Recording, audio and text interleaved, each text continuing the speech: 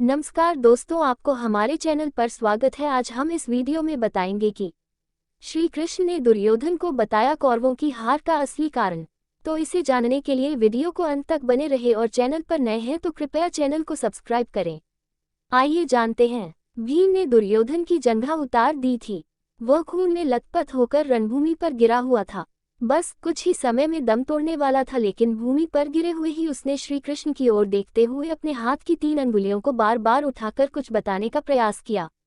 पीड़ा के कारण उसके मुंह से आवाज धीमी धीमी ही निकल रही थी। ऐसे में श्री कृष्ण उसके पास गए और कहने लगे कि क्या तुम कुछ कहना चाहते हो। तब उसने कहा कि उसने महाभारत के युद्ध के दौरान 3 गलतियां की हैं। इन्हीं गलतियों के कारण वह युद्ध नहीं जीत सका और उसका ये हाल हुआ है। यदि वह पहले ही इन गलतियों को पहचान लेता तो आज जीत का ताज उसके सिर होता। दुर्योधन ने बताई 3 गलतियां। श्री कृष्ण ने सहजता से दुर्योधन से उसकी उन 3 गलतियों के बारे में पूछा तो उसने बताया, पहली गलती यह थी कि उसने स्वयं नारायण के स्थान पर उनकी नारायणी सेना को चुना।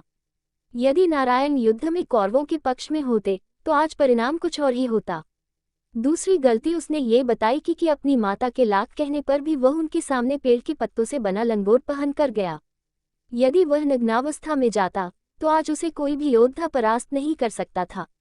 तीसरी और अंतिम गलती उसने की थी वो थी युद्ध में आखिर में जाने की भूल। यदि वह पहले ही जाता तो कई बातों को समझ सकता था और शायद उसके भाई और मित्रों की जान बच जाती।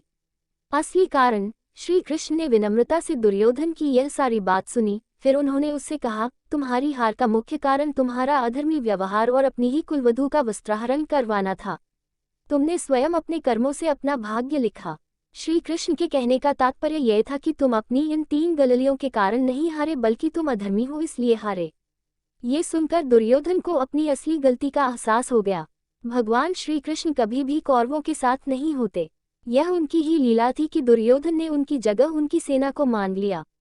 दूसरी बात ये कि दुर्योधन का शरीर का वह गुप्त अंग भी यदि वज्र के समान हो जाता तो भी उसे मारने की युक्ति ढूंढ ली जाती, क्योंकि सबसे कठिन तो जयद्रथ को मारना था, फिर भी उसे मारा। तीसरा ये कि यदि दुर्योधन युद्ध में पहले होता या आखिरी में, इससे कोई फर्क नहीं पड़ता, अंत में हर तो कौरवों की ही होना थी। अधर्मी थे कौरव। कर्ण सहित सभी कौरव पक्ष के लोग अधर्मी ही थे।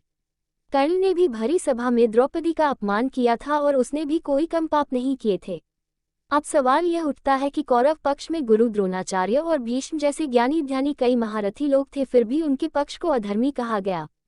ऐसा क्यों? दरअसल जो सत्य का साथ देता है उसे धर्मी और जो असत्य का साथ देता है उसे अधर्मी कहा जाता है। भीष्म निश्चित ही विद्वान थे, लेकिन उन्होंने धर्म का साथ न देकर वचनबद्ध होने के कारण सिर्फ सिंहासन का साथ दिया। भीष्म ने अंबिका और अंबालिका की भावनाओं को कुचलकर जो कार्य किया वह अमानवीय था।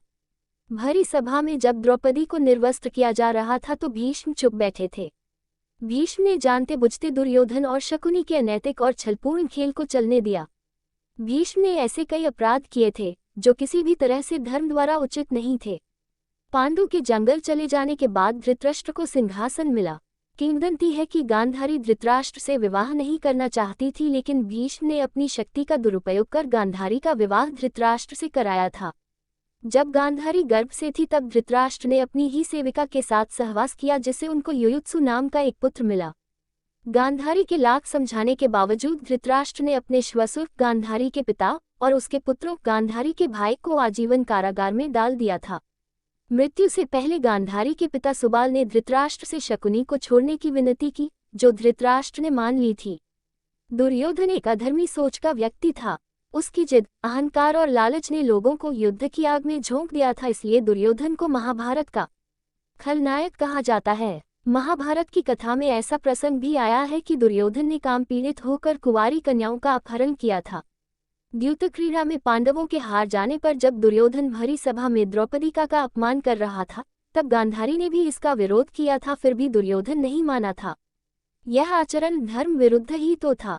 जब दुर्योधन को लगा कि अब तो युद्ध होने वाला है तो वह महाभारत युद्ध के अंतिम समय में अपनी माता के समक्ष नग्न खड़ा होने के लिए भी तैयार हो गया। महाभारत में दुर्योधन के अनाचार और अत्याचार के किस्से भरे पड़े हैं। पांडवों को बिना किसी अपराध के उसने ही तो जलाकर मारने की योजना को मंजूरी दी थी। वीडियो अच्छा लगा तो कृपया वीडियो को लाइक शेयर और चैनल पर नए हैं तो कृपया चैनल को सब्सक्राइब करें। धन्यवाद।